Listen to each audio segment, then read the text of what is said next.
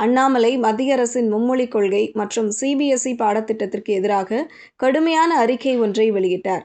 இந்த அறிக்கை அவருக்கு பாஜக மேலிடத்திற்கும் இடையேயான ஆழமான விரிசலை வெளிச்சமிட்டது. கட்சியின் அடிப்படை கொள்கைகளிலேயே முரண்பாடு ஏற்பட்டதால், மேலிடம் போதிய ஆதரவு கொடுக்காததால் அண்ணாமலை தனக்கென தனி அரசியல் பாதையை தேர்வு செய்ய முடிவு செய்ததாக கூறப்படுகிறது. தனி கட்சி தொடங்கும் திட்டத்துடன் அண்ணாமலை அதிரடியான முதல்கட்ட நடவடிக்கையையும் திட்டமிட்டுள்ளார். தமிழகத்தில் விரைவில் நடைபெறவுள்ள திருச்சி கிழக்கு தொகுதி இடைத்தேர்தலில் அவர் நேரடியாக போட்டியிட உள்ளதாக தகவல்கள் வெளியாகியுள்ளன.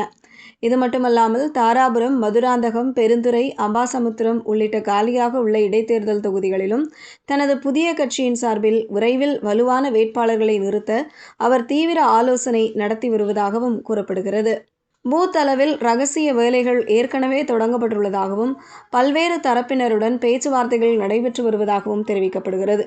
இந்த நடவடிக்கைகள் அண்ணாமலையின் திட்டம் மிகவும் தீவிரமானது என்பதை உறுதிப்படுத்துகின்றன. தற்போது